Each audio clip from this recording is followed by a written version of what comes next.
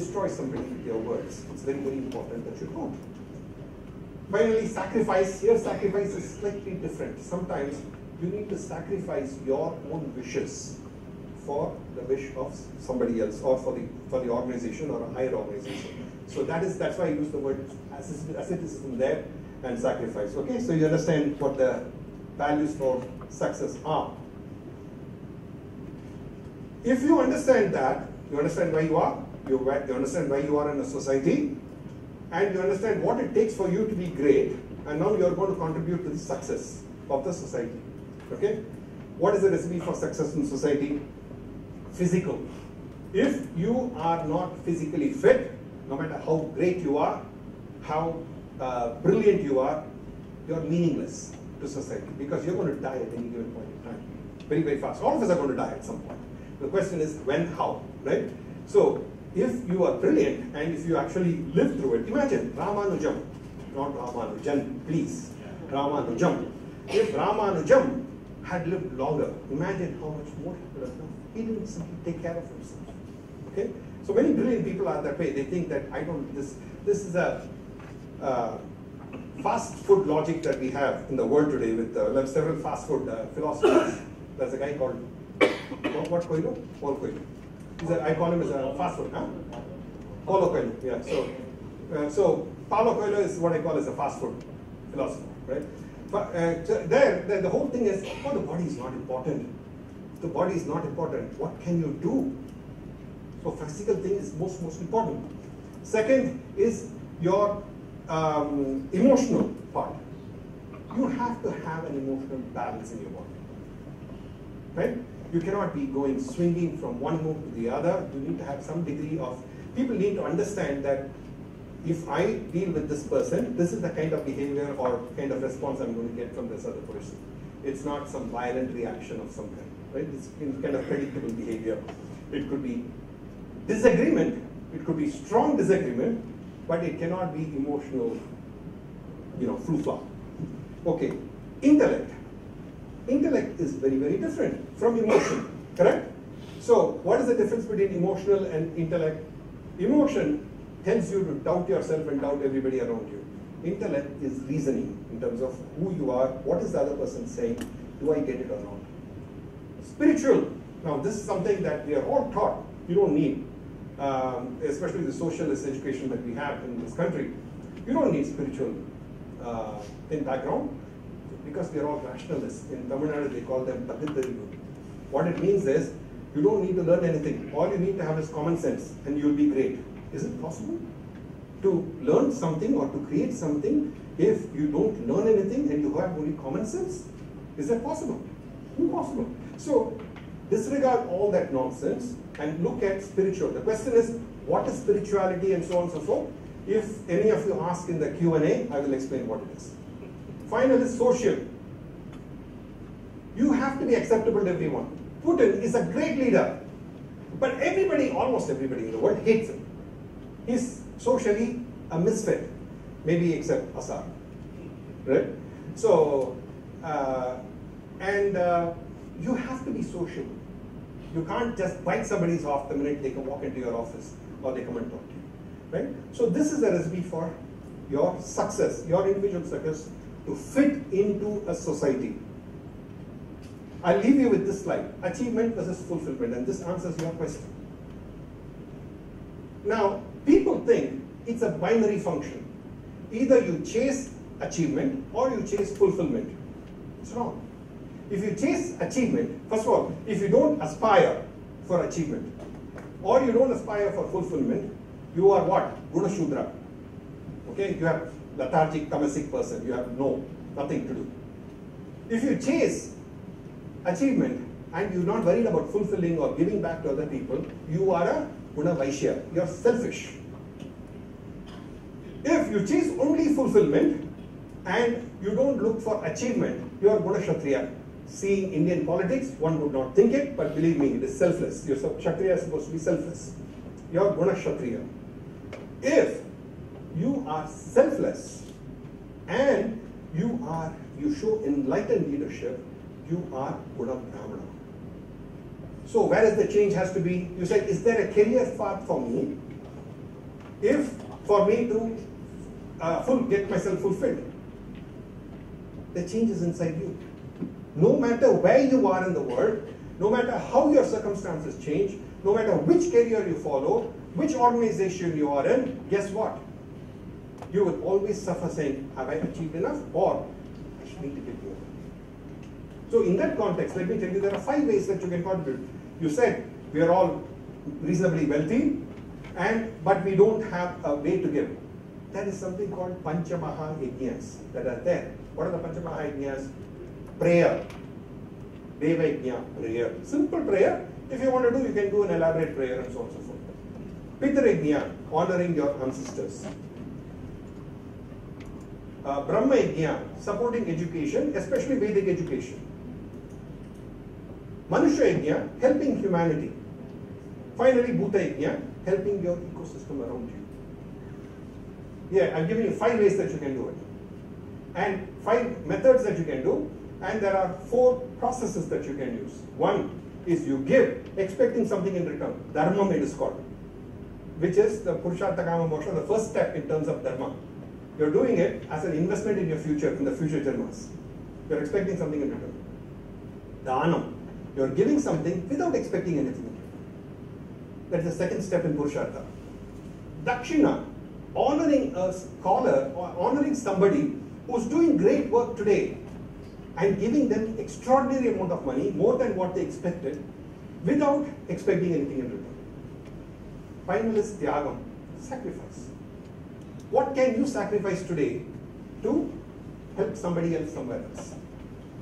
So, can you do a fast? So all of us, by the way, are supposed to fast 2 days every fortnight. Ekadeshi for our family, Pradosham for the lokam. Right? We're supposed to. How many of you do Ekadeshi fasts? I know one. Okay. Okay. So, simple sacrifice. Why is it required? You give up one meal and you understand how hard it is to survive without that one meal. And therefore you develop an empathy for other people. Okay? Now, I gave you 5 times 4. So you create a matrix and you figure out how you want to deal with it. Okay? Alright. So I think that was my last slide. I left enough time for Q&A. How we do the time? You have Q&A time? Okay, great. What is spirituality? What is spirituality? Brilliant, brilliant. Now, all of us think that we are brilliant, right? No exceptions, except people who can count in one hand in the world. All of us think we are brilliant. And naturally we think we deserve to be further higher than where we are. The 4 stages that we need to do in our life is as follows. Religion, where there are certain norms that are given to you, you have to execute these things. It's like schooling. It's a lot of strict rules, uniforms, times, you have to show up, blah, blah, blah. Second is Karma Yoga. What is Karma Yoga? Developing the right attitude. Right? What is the attitude? Whatever you do is Deva Karyam. Whatever you get is Deva Prasad. So that is the Karma Yoga. Third step is Upasana Yoga, which is developing a personality. What does that mean? Personality means that you watch what you say, what you do, and what you think, controlling the mind. Final is Jnana Yoga, which is spirituality, which is study of Upanishads under the guidance of a competent guru, systematic study of the Vedanta under the guidance of a competent guru for a period of time. That is spirituality. Now, it's very fashionable today to say, I don't believe in religion, I don't believe all these rituals. I'm a very spiritual person. Now tell me, can you aspire to be a postdoctorate, do 2 postdoctorate studies in mathematics, if you have not studied your schooling in mathematics? You cannot, right? So, if you don't follow the basic religion, and then Karma Yoga, Upasana Yoga, and go to Jnana Yoga, where spirituality is, which is postdoctorate education, religion being schooling, Karma Yoga being undergraduate, Upasana Yoga being doctoral studies, Jnana Yoga being postdoctoral studies, it's meaningless. So that's what spirituality really means. Spirituality also has 3 steps. Shravanam, Mananam, Nididhyasanam. Shravanam is to absorb.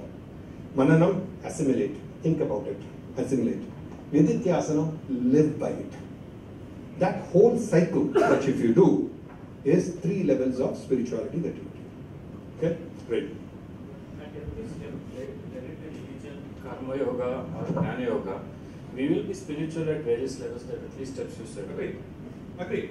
So remember that these are not watertight compartments. You don't have to say, I am a karma yogi at this particular point, I'm never going to learn anything. No. You have to follow where you are, understand where you are. See, remember the Purushartha slide I put up. You know where you are. So you figure out where you are honestly. The important word there that you need to underline is honestly. Where are you? You do your thing. You do your introspection and say, am I thinking negative thoughts today? If I'm thinking negative thoughts, guess what? You have to bump yourself down. You have to do some prayashchitta. Therefore, you have to do some more rituals to get that refinement. So if you're consistently able to not think of any negative thoughts for a period of time, then okay, you attained Chitta Shuddhi. So the important thing is Shankara, when nobody talked about Shankara today, I think he was probably the most disruptive leader that we've had in the last 2,500 years. Shankara said it very beautifully. He said, you can be either a clay ball, or he uses another word where it's like a rubber ball that bounces back. Which one are you? If you're a clay ball, you're going to be boom. You're not going to rise. If you're going to be this rubber ball, you're going to bounce up again. So it's okay for you to have a negative thought. How quickly can you recover from it and go on? Reaching that steady state is what Chitta Shuddhi is all about. Okay? Any other question? Let's move away from Vedanta and talk about leadership. The emails are there, PRACHII. Sorry? Can we have your slides through email?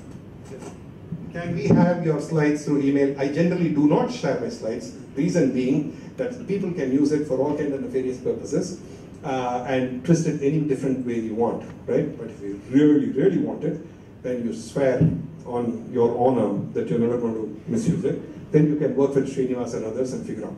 Okay, any other questions?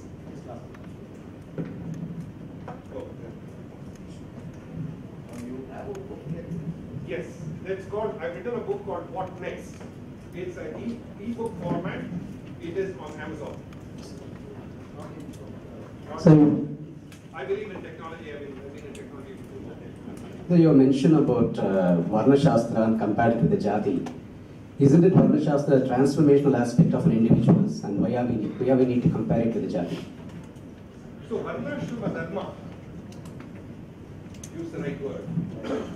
Use the right word. Varnashrama Dharma is a set.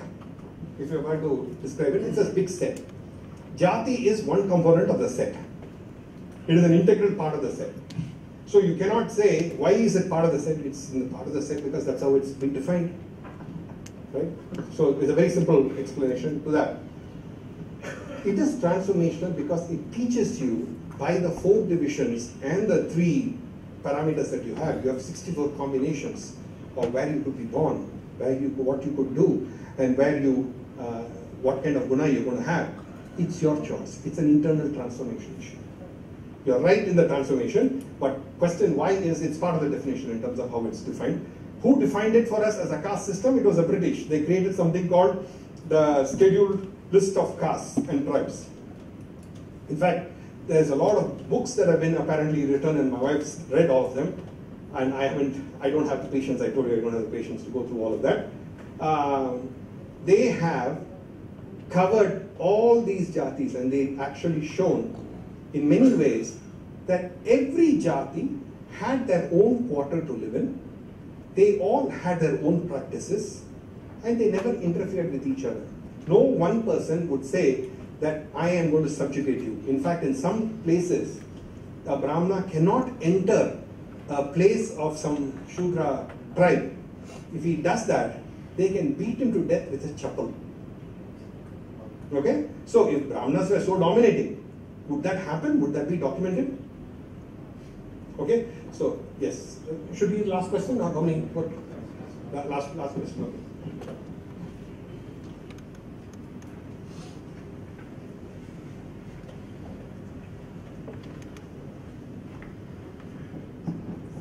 science tells us that we evolved from Homo sapiens, isn't it? So in that context, so where does this all Varna and Jati comes into the picture, and how to believe in that, and how to convince others about this argument? You know, I'll speak a little loud so everybody can hear. Sorry, it's not working.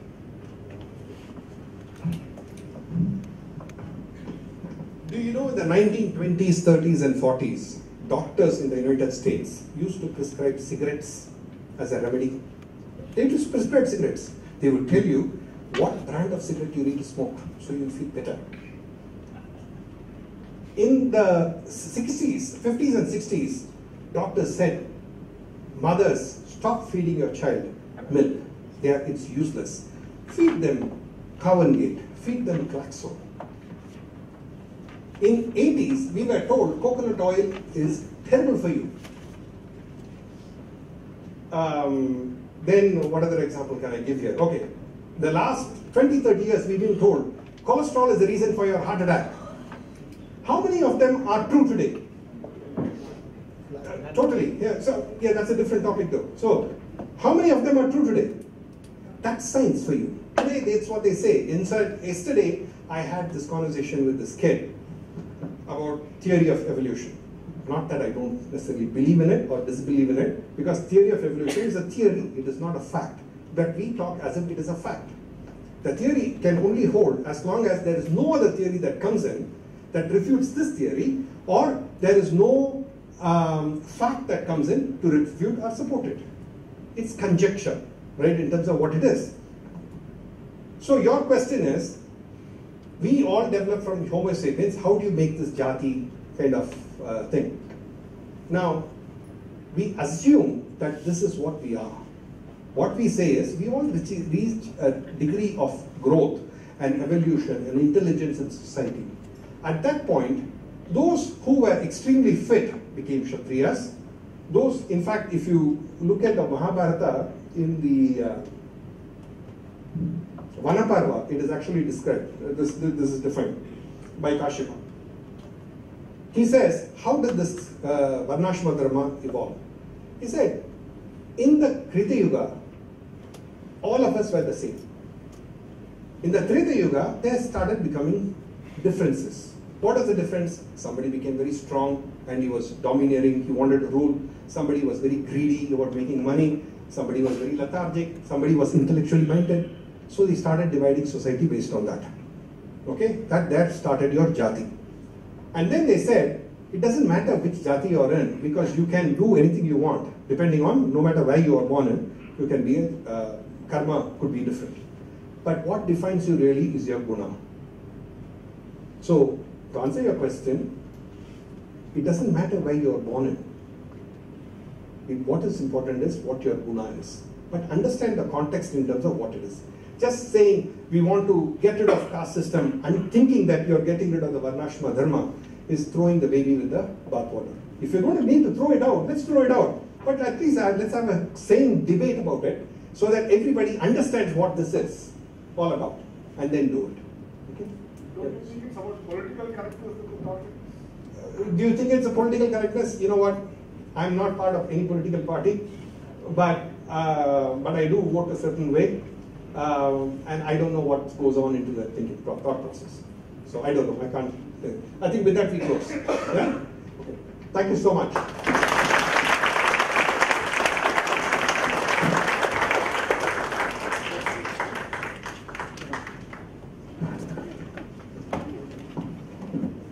Thank you, sir, for such a wonderful session. May I now request Sri Priya to felicitate Arvind, sir.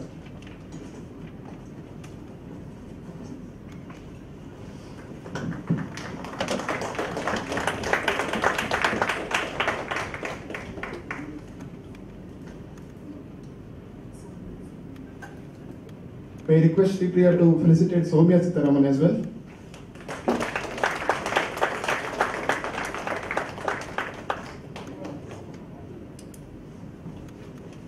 Okay, what a fantastic day we had with a lot of thought-provoking sessions.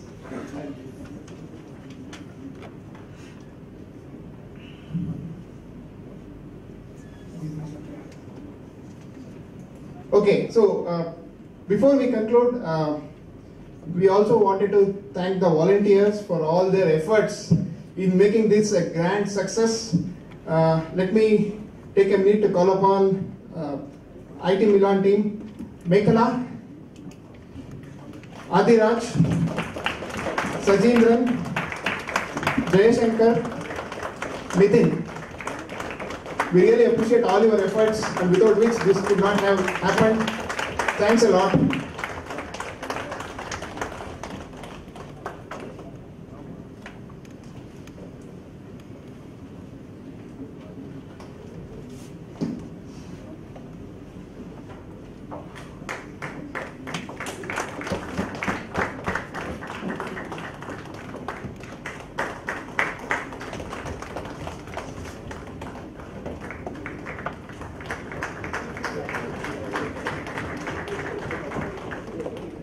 Thank you, Shripriya.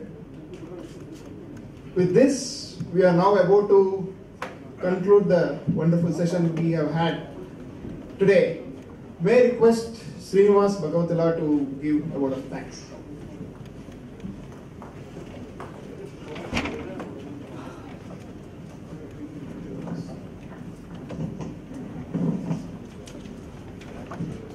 Good evening, everybody.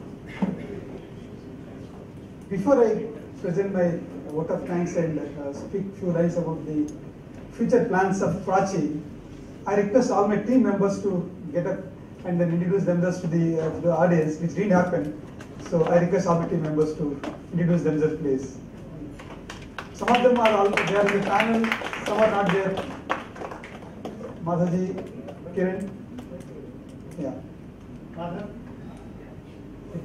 Harish. Vikasji, IT Milan, yeah, please. Vikasji. Vikas is also one of the IT Milan science and IT employee. He's a volunteer here. Thanks a lot, Vikasji. Just introduce yourself to everybody. Good evening to all the dignitaries here. My name is Madhav.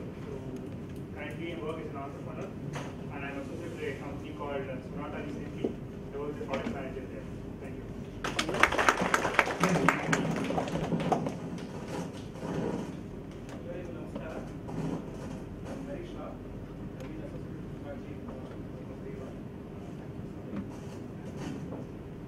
I work as Vice President for Corporate Technology.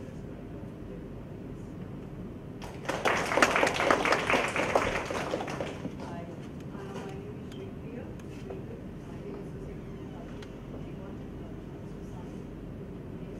I work as Global Program Manager for the Services team in Cisco. Mohan is saying that he could hear you. Can you please speak a little loud? Hi, I'm Shripriya. Srinivas, you are holding the mic. You can pass the mic. Okay, because my voice is not coming because my guru is sitting there. Srinivas, Right, like- please share the mic. Hi, I'm Shripriya Sridhar. I've been associated with PRACHII from the day one. We conceptualized some time back, and then it went on to come to this level. And I work as a global program manager with the services team at Cisco Systems, and that's about it.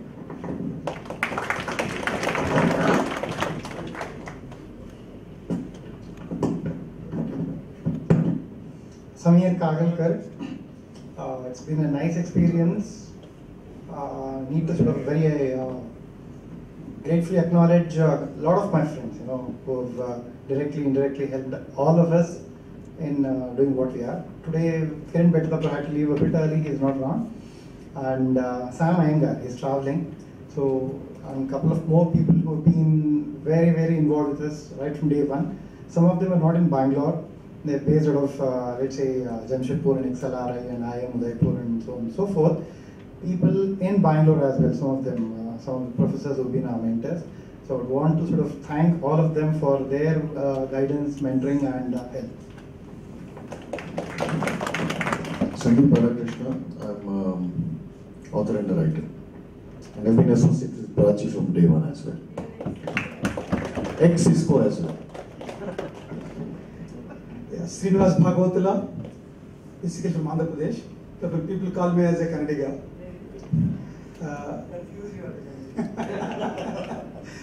I'm an entrepreneur and I'm an RSS office bearer also.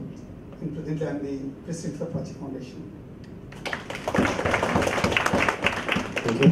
My name is Narendra. I'm an entrepreneur. I used to work with Lucent earlier.